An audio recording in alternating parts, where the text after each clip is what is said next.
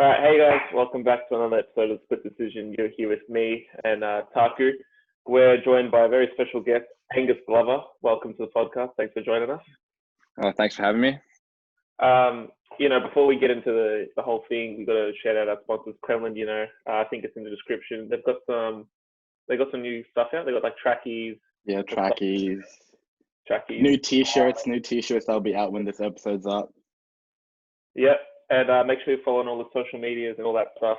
But without further ado, let's get straight into it. So, Angus, our first question for you is, what was your first memory of playing basketball? First memory, that's a while ago now. Would have to be, I guess, just picking a ball up. Mum and Dad used to play as juniors, and mum played it as well. Just at the state league level when she got a bit older. So we've always had a basketball in our house. So I just picked it up from, can't remember what age, but very young, and just started enjoying it, and then started getting involved in it. So, yeah. So you played basketball. Were there any other sports you played as well?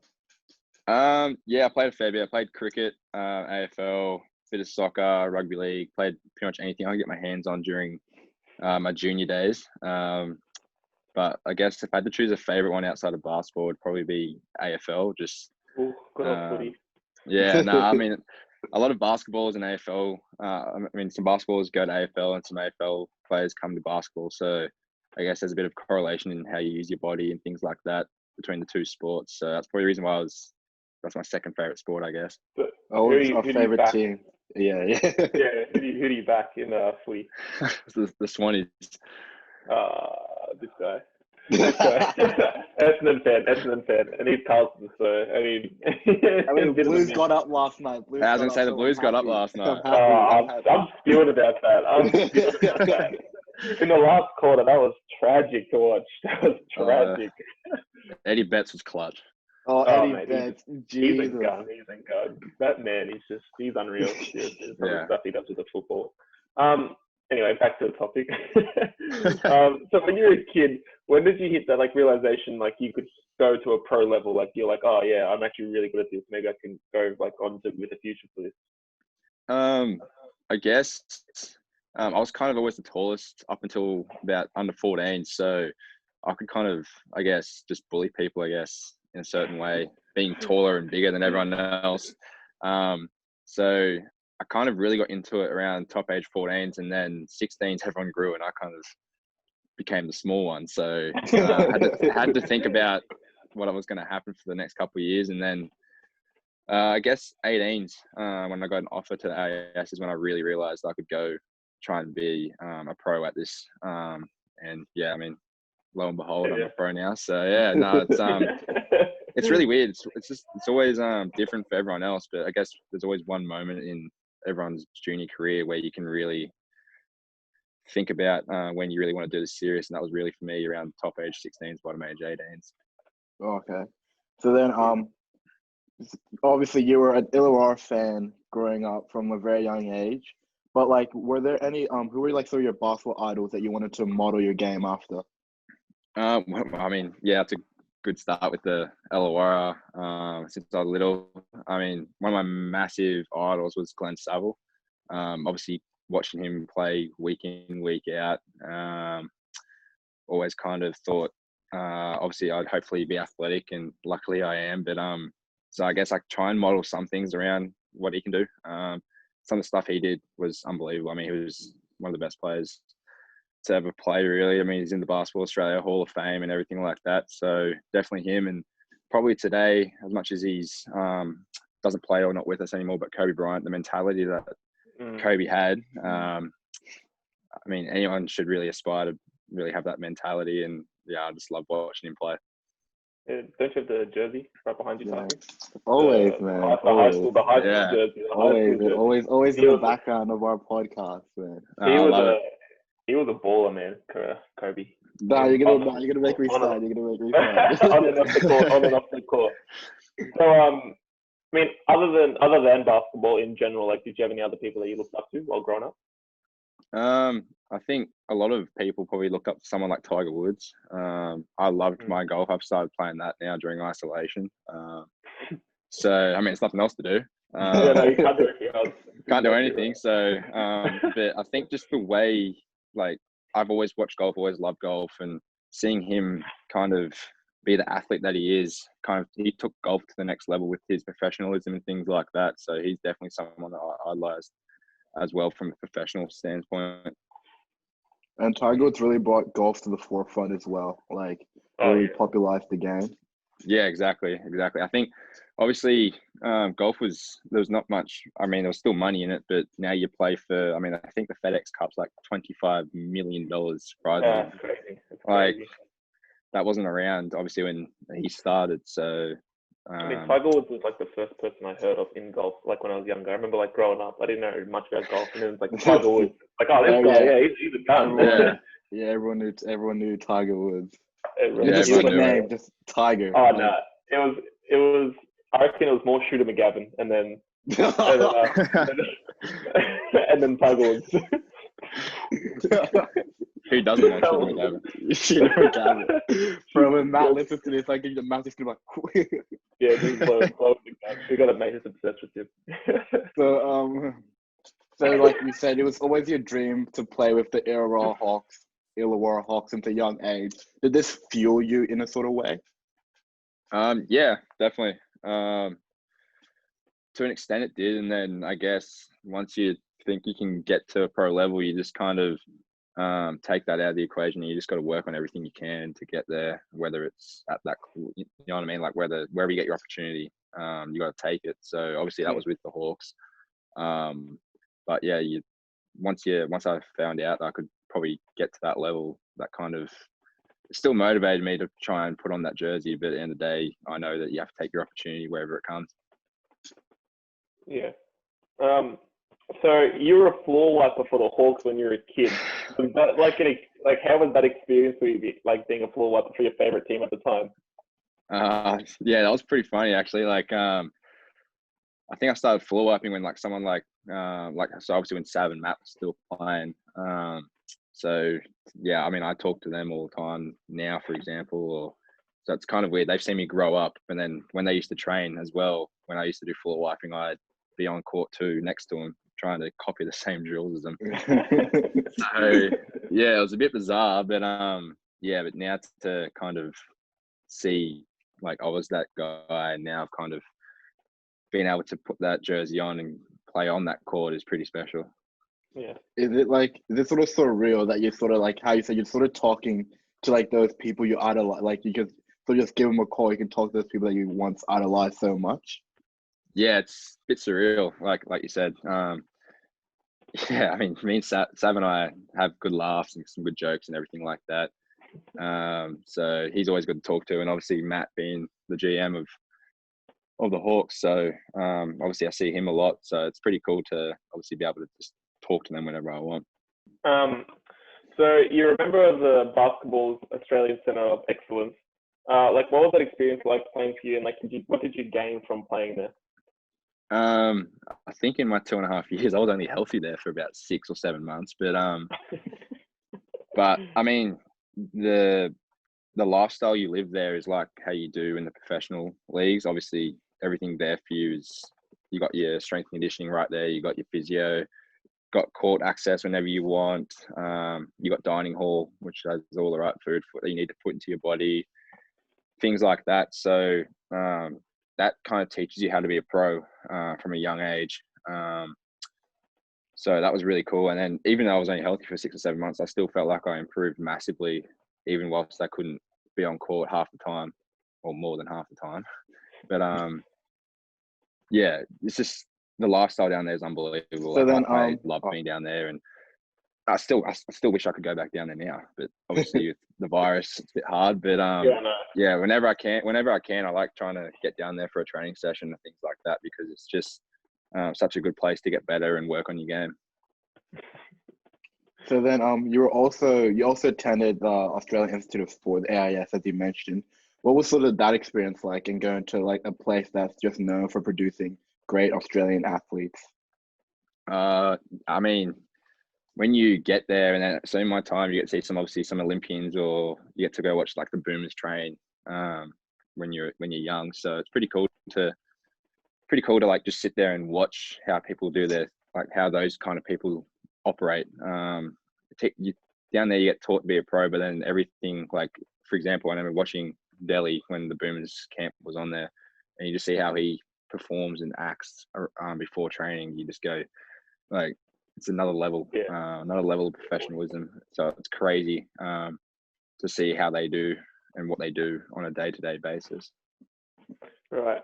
So you turned down the opportunity to play for the St. Mary Guild. Is that how I pronounce it? Gales. Yeah, sure. Yeah, Gales.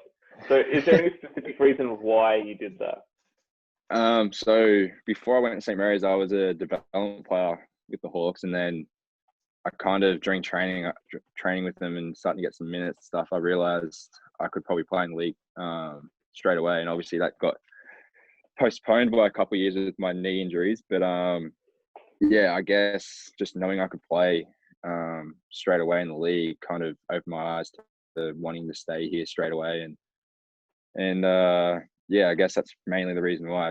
I knew I could play straight away, and the opportunity was there. Just obviously unfortunate injuries happened. Yeah. Right. Yeah. So, but yeah, that's the main reason. So of injuries, often you can't control that stuff. So then also you've had a pretty good international career already at such a young age. You were selected to the under-18 FIBA Oceania tournament. What was that sort of meaning of first being selected to the Australian team? Yeah, it's something you obviously dream of doing since you really think you can take the sport real serious. So I guess to be able to put in that jersey is pretty special. Yeah, I mean, you get to play with some of your best mates that you grow up with and everything like that. So it was definitely special, and then it's even more special to have your family travel and watch those games live. So that was really cool. Yeah, I mean, nothing better than like when your family comes out to support you for a game and like you play well and you're just like, yeah, definitely. Like, yeah, exactly. But it's just one of those things too, like the friendships you make from like a week away being with your new Australian teammates is like, it's something I can't really describe, because it's really cool. Just you get to talk, you get to chill and everything like that. And yeah, you make lifelong friendships. Because you have to spend a week with them, like you sleep, eat, like you train, do all that together for a whole week, isn't it? Yeah, pretty much. So for that 18s tournament in Fiji, we trained at the AIS for a week. Like, I had a week camp before we went away, and then so you really wait for 2 weeks. Did some bonding sessions and things like that. So you really get to learn where everyone's from, what they're about, and everything like that. So it was really cool. And then the 19s was like a month on the road all over, like in Europe. So Spain, Croatia, and yeah, it was like you get to kind of learn. You basically live with each other for a whole month. So it's really cool. Is it weird, like when you go from like you just you're just playing with them, like representing Australia, and then you go back to like the NBL and you're just like playing against each other? Is that like, is there a mode where you have to switch, like, all right, they're the enemy now, like now I have to actually switch on? Or is there always that like in the back end, like, mate, I don't want to go too hard, No, I mean, we're all competitors at the end of the day, so we kind of all have, like, I'm sure you guys have heard as well, the white line fever. Tinks with the white line fever. Exactly. I mean, we're all good friends, but at the end of the day, when you play against each other, you got to kind of put that aside for the whole 40 minutes, and then afterwards go do whatever you want with them. So, but yeah, it's one of those things where it's like, oh, hey, how you going? But then after that, you just want to go kill him for 40 minutes. And then afterwards, it's back to normal. It's just like, oh yeah, we'll go to the top now. All right. Yeah, exactly. So you represented Australia multiple times at youth level. What was your favourite tournament to play in? Definitely the World Cup. The under-19s one was my favourite tournament. But then the players you're around too, like, look at the caliber of players. I mean, I had, like, at the 19s, I was double bottom age, so I was quite lucky to get picked. So I got to learn off guys like Jack White, Jack McVeigh. So all these guys are 2 years older than me now. I'm playing against them, so it's a bit one of those things, like you just said before. It's a bit weird that you're all good friends and then you got to try and kill each other for 40 minutes. But yeah, just to kind of see their journey as well. you kind of all you still talk to each other, you still care about each other's journeys and things like that. So it's like a brotherhood, I guess. So it's really cool. So your talents were recognized quite early on when you were invited to the World Select team at the Nike Hoop Summit. First of all, what was your sort of initial reaction when you got the invite to go over and play there? I was a bit surprised and shocked, to be honest. I mean, it's not every day you can say at that level that you're a top 12 player in the world against the USA. So that was pretty cool for me, and got to experience what life is like in the States for a week with, obviously, as much as it's a junior thing, you still work out. You train at the Portland Trailblazers training facility. You get to play at the Motor Center where Portland play, and no, it's really cool. So I was lucky enough. It's actually really cool. I got to play with even though I didn't play because of my injury, but I got to be around like Shea Gilgeous-Alexander, RJ Barrett. So I was around all those guys, and then the US guys had like Colin Sexton, Michael Porter Jr., Wendell Carter, Mo Bamba, all those kind of guys. So it was pretty cool to obviously have my name recognized with those guys. So yeah. Bro, Mo Bamba, what a man! You only know this song, bro. Relax. No, bro, they made a whole song after him. It's just crazy to me. It went viral. I mean, I'm so dumb sometimes. So what did it mean? So unfortunately, you tore your ACL at the Hoop Summit. But what was going through your head like when you were in the hospital, like after you had done it? Like, what was your like reaction? Like, how did you process it at the time?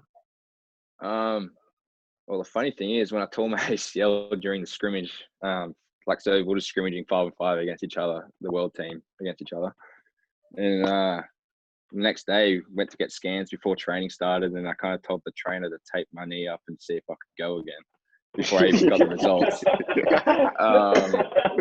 I didn't last too long at all. Obviously, you got no strength in your knee or anything like that. So after the training session, then pretty much went and got the scans at the hospital, and ACL done. And then that's the hardest thing, I guess. Like, especially being over in the States, away from all your family and friends. Like, the amount of phone calls I had that week, and everyone's obviously upset for me and things like that. But I reckon the hardest phone call was actually my dad, who actually came over, and he was actually on the flight. He was actually on a flight and didn't know that I hurt myself at the time. So, that was pretty hard because at least the best thing was about that though, I got to spend some time with him during the week.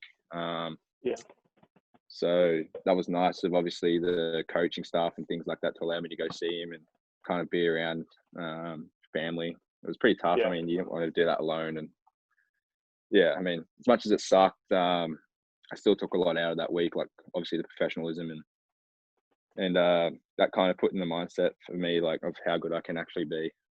Yeah, I mean, all you can take away from that, like, if you take everything away, like, you got invited, that's like the biggest thing out of all of it, you know. It's one thing, one thing to like play well there, but it's another thing to like actually get invited and be recognized for your talent, you know. Yeah, exactly. Especially Australia, when Australia's in that big of a basketball area. We're not getting recognized. Watch out, Australia's coming up, man. Australia's coming up, I'm telling you. You say this every time.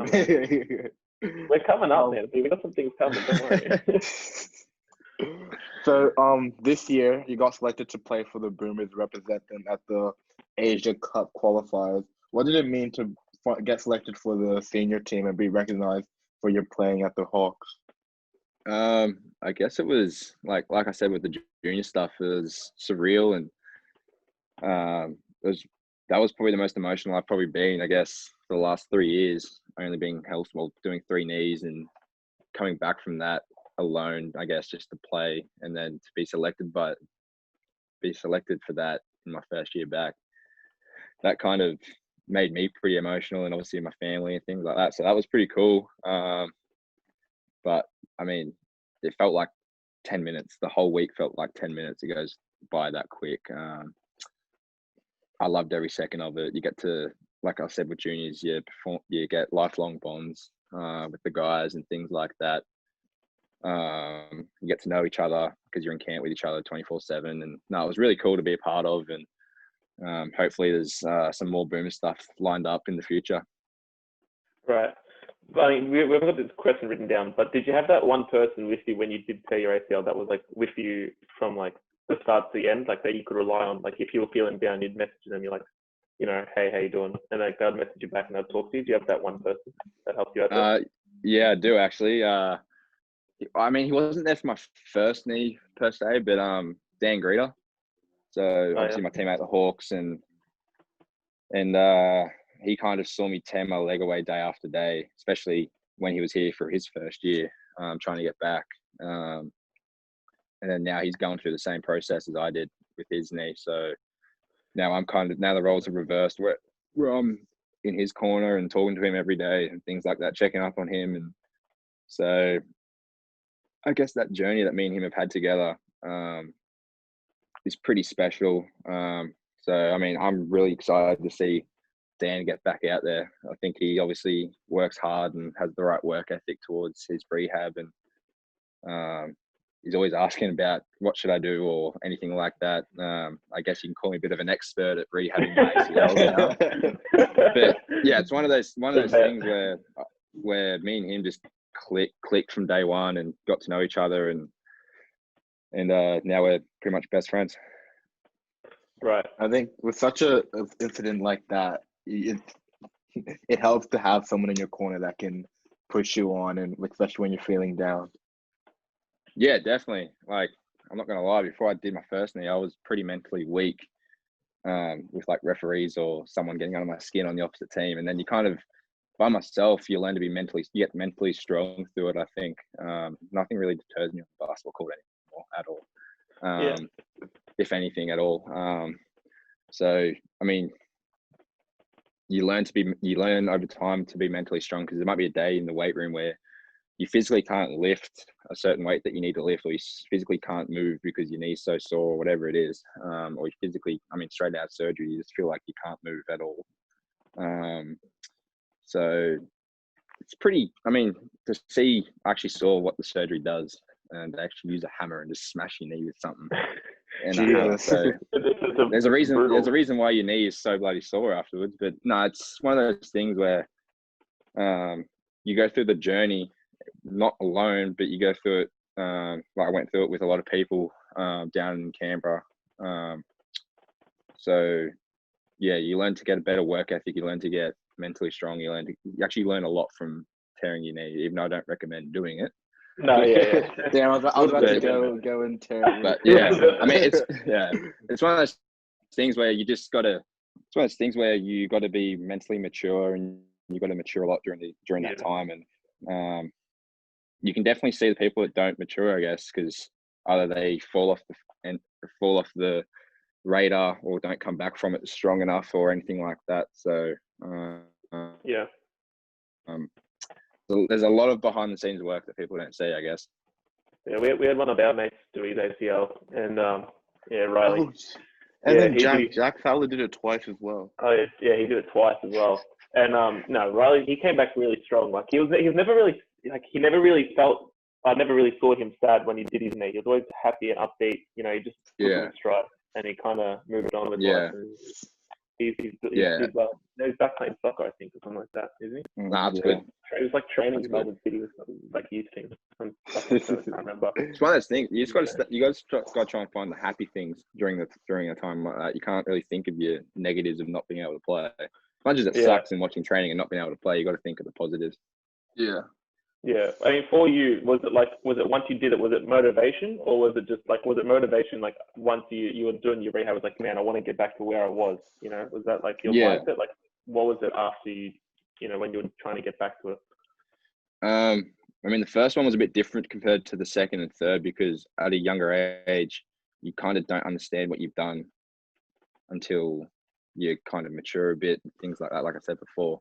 But the second and third one, definitely definitely was motivated to get back. And then I even got more motivated to the fact where people would message me saying, give it up.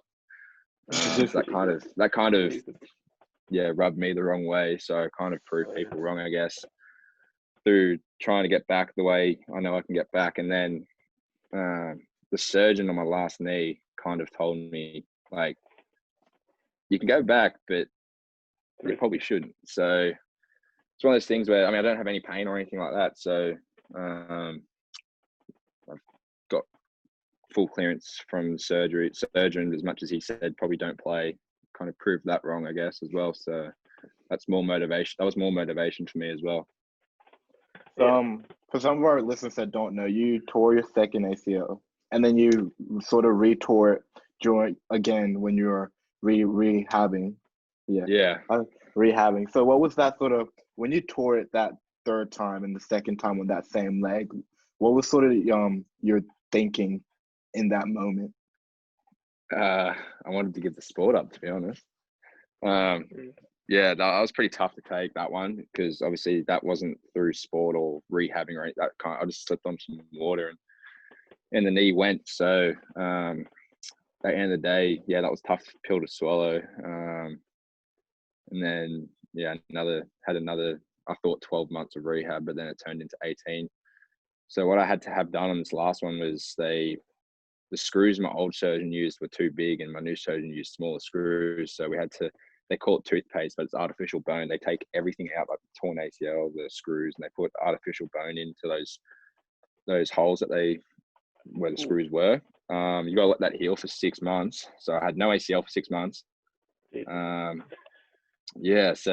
and then because I've used both my hamstrings in basketball, you can't really use your patella or anything like that. Dad was kind enough to give me his hamstring. So 6 months later, Dad, you're coming in for surgery. Took the hamstring, and I had so Mum was taking care of not just me but Dad as well. That's crazy. So Mum and Dad's the real MVP. Yeah, exactly. So no, it was pretty nice of Dad. I mean, Dad didn't have to do that, obviously. I mean, it's pretty. Pretty weird to. Yeah, it's very selfless, and he always has this little joke with me that every 10 points I score, he scores 25%. You get 25% of all my stats, and then also he calls himself a part boomer. Yeah, I mean, so 25%. When you think of it, he's just like he's played in the NBL now. You know, exactly. He's a baller. Exactly. So I remember when I was a little kid, well, not little, but around the age of 14, 15, we were short. I was playing a men's comp just socially, and we were short, so we needed Dad to fill in. And I've never seen like the worst basketball player I've ever seen. He's running backwards and like falling over the half court line. Like in social, no one really boxes out, and he's trying to box out everyone. And it was so funny. Hustle. Dad stays undefeated. Fundamentals. Yeah, it's just the fundamentals. You know, don't give him an inch. Do perfect videos. Yeah. So you sort of mentioned this, but like you got a lot of comments saying, "Oh, don't come back. You shouldn't come back." Did you use these comments to fuel you and sort of say, "I'm gonna come back just to prove you guys wrong"? Well, my whole idea behind that stuff was obviously I was going to come back, but I didn't want to come back and just be satisfied with like sitting on the bench or just playing a couple of years and then not playing ever again. I was like, no, I want to be the best I can be, try and go as far as I can in basketball. Obviously, it's a good start this year with putting on the Boomers singlet for the first time. So hopefully there's more of that to come, and hopefully have a long career. But yeah, that's one thing that really motivated me was the people that really messaged me the hate about give it up or talking down to me or something like that. That really motivated me, not just to come back, but to really try and be a really good player in this league. Right. You said like you had a little bit of advice before about people who did their knees. But like, if you did have to give some advice for someone that's fighting an injury of their own, like what would you give them? Don't be afraid to talk to people about how you feel. Like my first knee, I kind of did that. I kind of kept everything to myself. Hence why I learned from it and did what I did with the next two knees. But don't be afraid to ask for help if you're struggling mentally with your knee injury or whatever injury it is, just because you can't play or whatever it is. Right. So that's a massive thing I think I took away from it was don't be afraid to tell people what you're feeling, emotionally, mentally, physically, because I mean people need to know what's going on. Otherwise, if you keep everything to yourself, you could end up, depressed or whatever it is, and stuff like that. So I think it's very important to speak up if you're feeling down about your injury. Yeah, and I think that's really good advice as well. Just talk about it, talk through it. Yeah, because not everyone's going to want to come back, and not everyone wants to come back from any injury. So someone could be whoever they are and just want to be a normal person again in terms of just being able to walk and go to a job or something like that. So no matter what it is, I think it's important to speak up because not everyone's going to be 100% committed to their rehab. That's common knowledge. Not everyone can do 100% of their rehab. Some people are just less, what's the word I'm looking for here? Don't work as hard, I guess. Not everyone is a professional athlete either. Some people get injuries just through work or whatever it is. So at the end of the day, that's the reason why I think the most important thing is to speak up, because no matter how hard you work in your rehab, if you don't speak up, you're gonna go in a downward spiral. So moving on to more happier things, more professional career. that was a bit of a dip. No, yeah. Well, what more do you want? It's the truth. So you signed as a development player for the Hawks in 2016. But was this what was the first exposure to the NBL like for you? It was really cool actually. So my first exposure to it was when I was still in Canberra, and then the Hawks went away to Darwin to play Adelaide, I think it was, we went to Darwin to play a 3-game series. And obviously the Hawks didn't have their full squad. So at the time I was playing in pre-season 20 minutes a game. So that kind of, I guess, opened my eyes. And at the time the coach Bevo was pretty hard on me in terms of be yourself like I was in Canberra. Don't be shy. Don't do this. Go out and play how you normally play. So that was kind of my first exposure to NBL. So much more physical too, compared to obviously at the time I was however old I was in 2016. Feels ages ago now, but one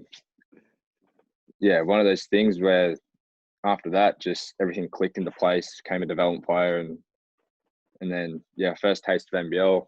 Obviously, we blew out Adelaide. I still remember that vividly because got to play 10 minutes in my first game. But so it was pretty cool. I guess you get to hear the fans and everything like that. That kind of also motivated me to actually make it further.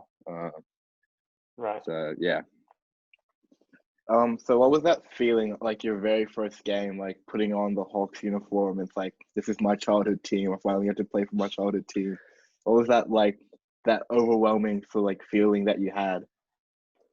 It was pretty cool. You could say I was a tad excited. I arrived, so the first NBL game when I was a DP, the game was 7:30. I arrived at the stadium at 4. No one was there. I was shooting for myself for about an hour, 45 minutes. I was just obviously very excited to put on that singlet and actually suit up and play in the NBL. So that was, I was a tad excited, and Mamba mentality. There's not much I could say other than being excited. Put those 100 shots up before the game. You know how it is. Yeah. So you signed for the Eltham Wildcats to play in the NBL 1 season. So what was the decision making behind that? I'm pretty good friends with Jack White, and he got coached by Trevor at under his top age under 20s a couple of years ago or 4 years ago, whatever it was, before he went to Duke. And then I obviously knew Adam Doyle through the NBL system as well. So that was kind of I want to be here. I know he really develops his players, really takes time to talk to every player and things like that. And I thought it would be a good first step after my first NBL season. So I guess that was my main reason, just Trevor. Right. And then, so unfortunately, the season hasn't happened yet. But when that happens, And you're also playing with like Jeremy McKay and guys like that as well. So you guys have a really strong team for this NBL 1 season. Yeah, definitely. I thought like we were gonna. I wouldn't say obviously you can't say just win it when the season hasn't started, but I definitely thought we'd be up the top end of the ladder and at the pointy end of the season. So yeah, I mean we had a pretty tough team. I thought like we had a bunch of shooters as well that could come in and just. One thing that was massive for us was just to space the floor. Pretty much similar to I guess like you look at I don't even know who you could look at, but you look at kind of Golden State in a way how they just always move the ball. Penetrate, relocate, run around type thing. Like obviously we're not going to be we're definitely not going to be Golden State, but I guess just their ball movement in a way, and their spacing, I guess, would have been really good for our team. Right. So you played alongside some talented players such as Aaron Brooks, Melo Ball, and like who's an upcoming like star. But like, were you able to learn anything from them, or like, were you able to like, give them advice on like game and like how they can adapt? I learned a lot of Aaron in his time before he left, obviously to go have his surgery. Yeah. That's right. Like I think like how he goes about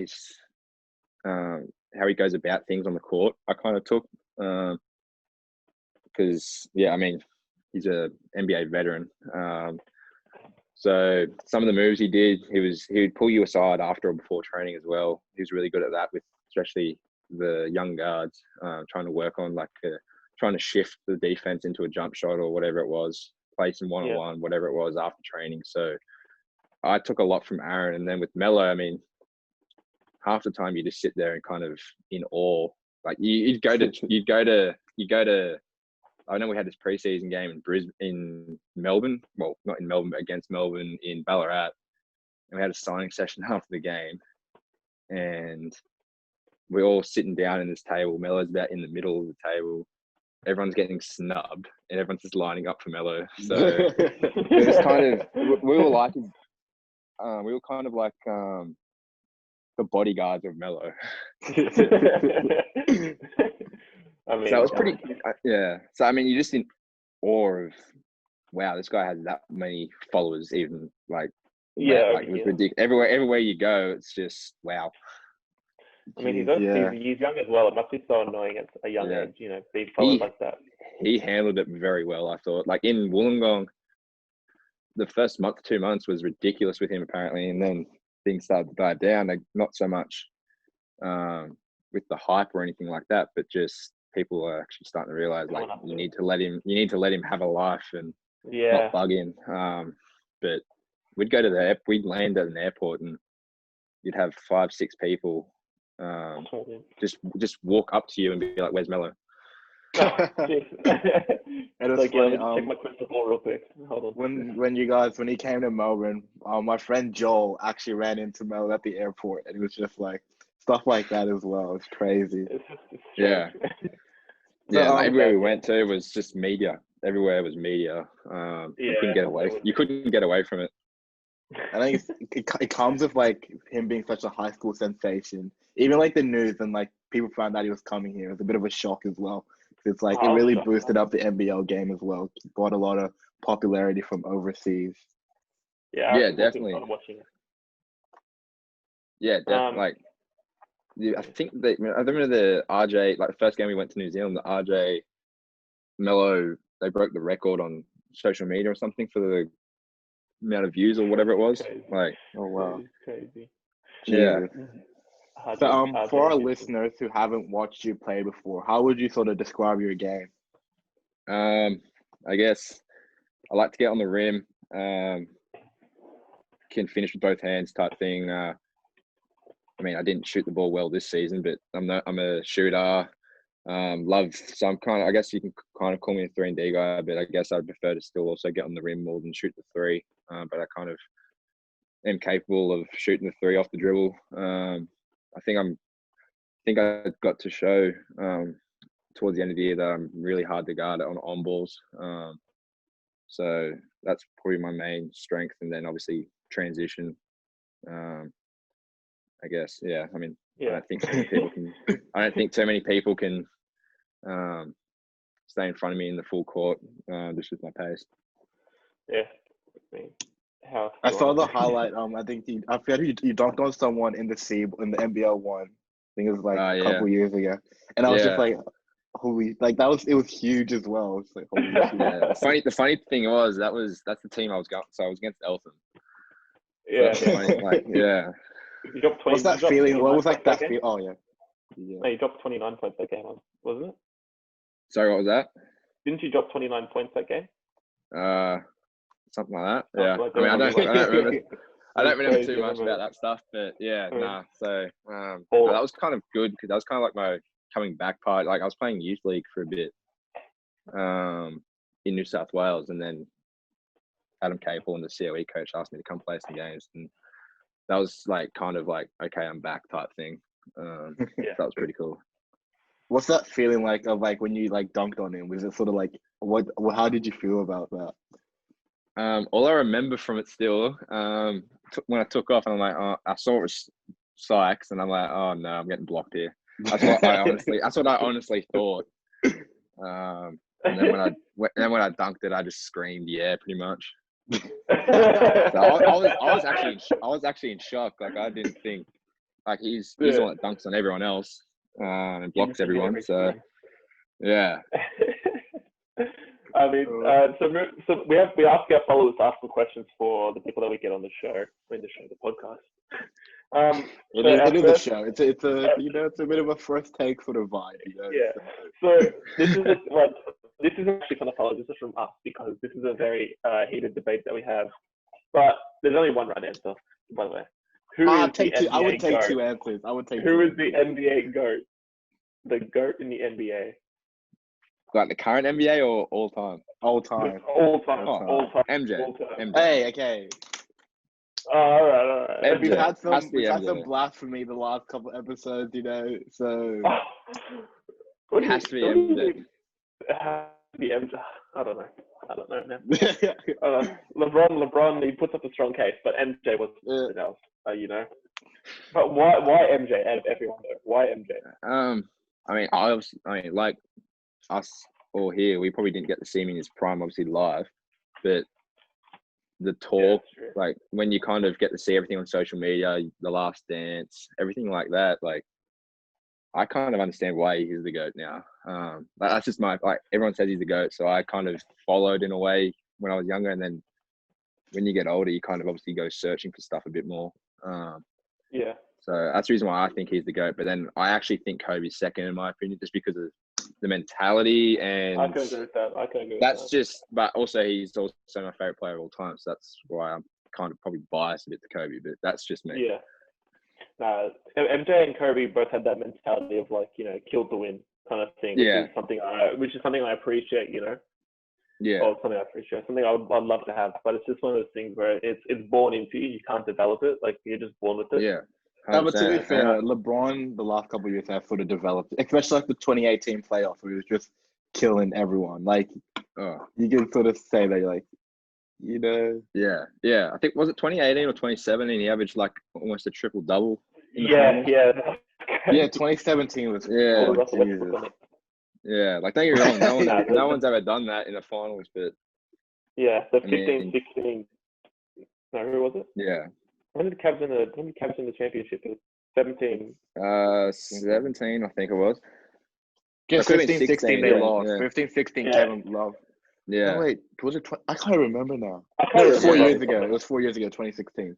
I mean, didn't they play in the final series 3 or 4 years in a row against Golden State? Yeah. Yeah, they played back to back basically. No, it was 16 because it was the year Kobe retired. It was the year that LeBron won. So yeah.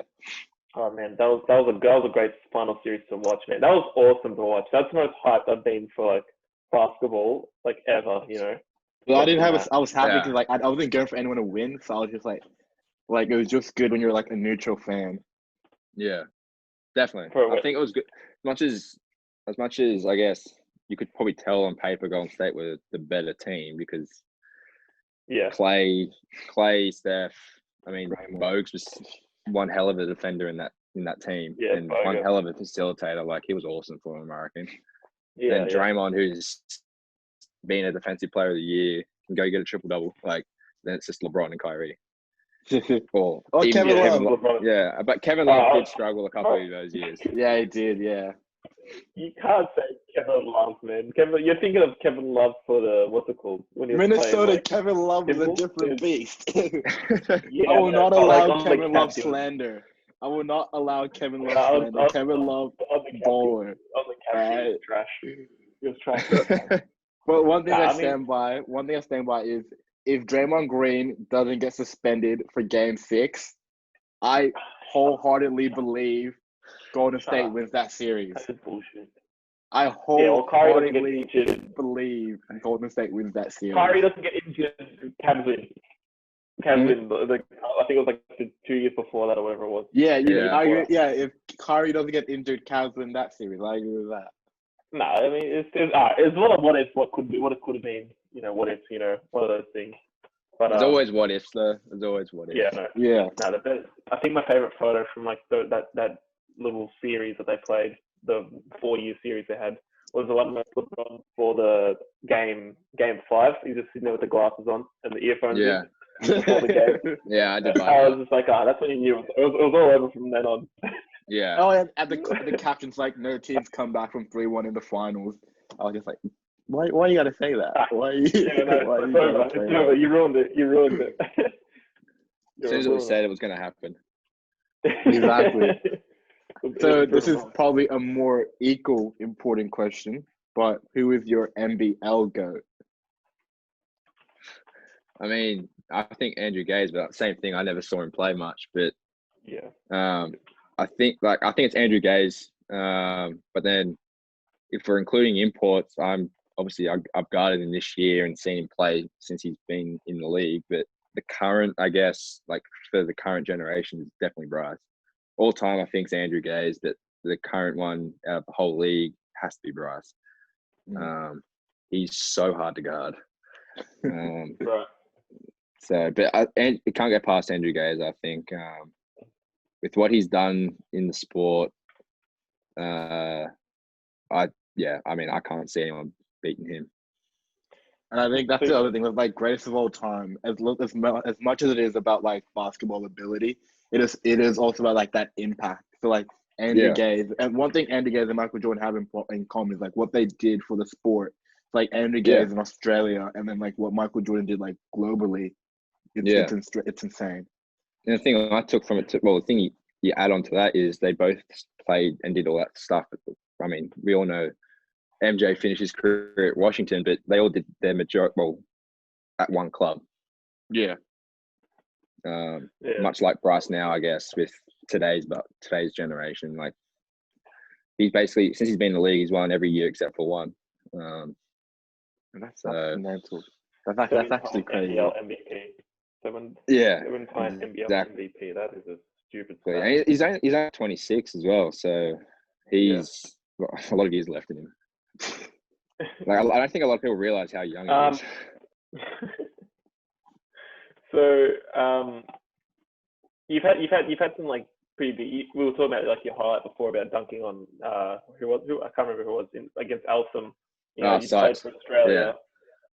Like what's your favorite memory so far in your playing career? I've got mainly two because it's a bit hard to split this, but I think my first game back in the NBL was pretty special to me.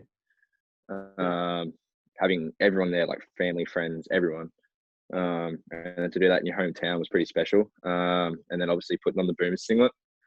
They're a bit hard to kind of split because, I mean, you're out of the game for so long and then you come back and then they put on the Boomer singlet.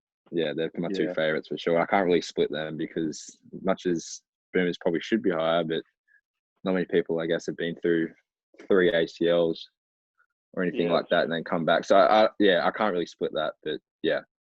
And I think a lot of people we do talk to have like those 1, like 2, 3 memories that are like just tied. You like and when you're an athlete, you have so many like moments. It's like it's hard to just pick that's like one that's just your favorite.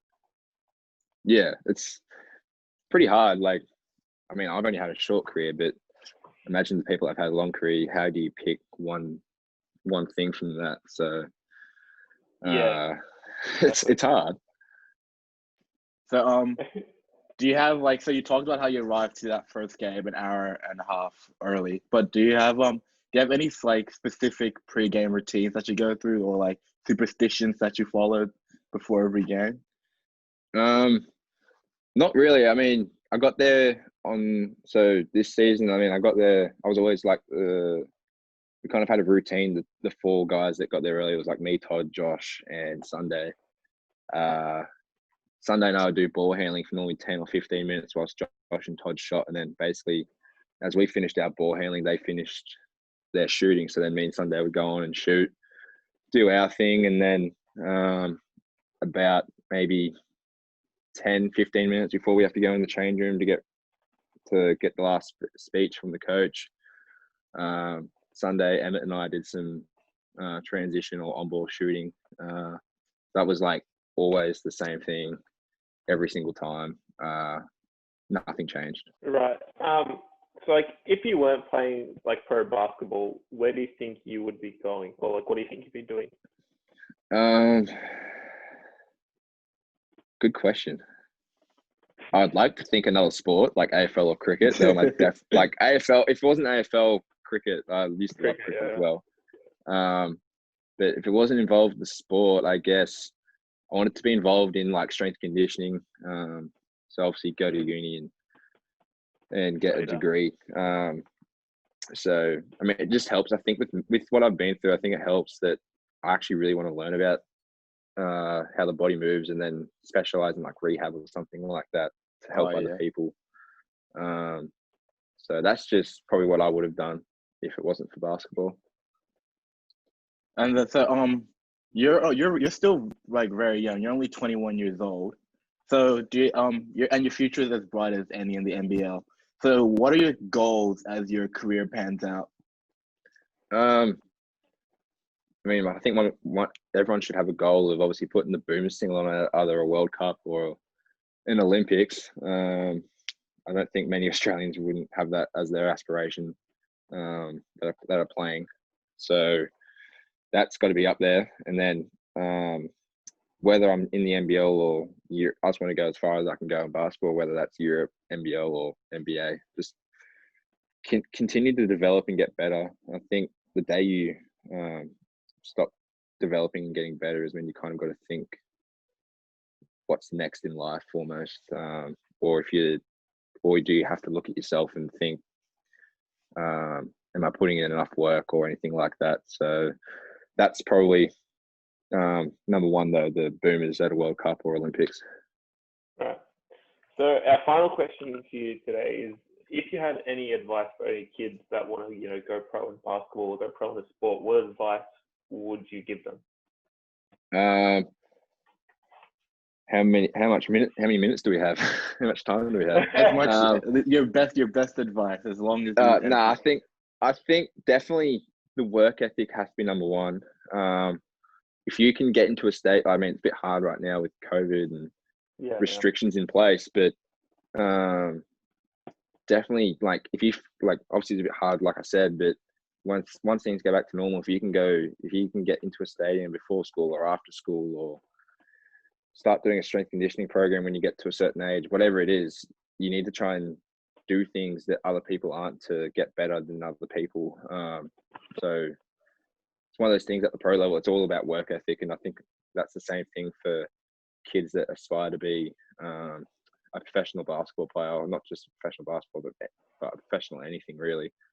Yeah.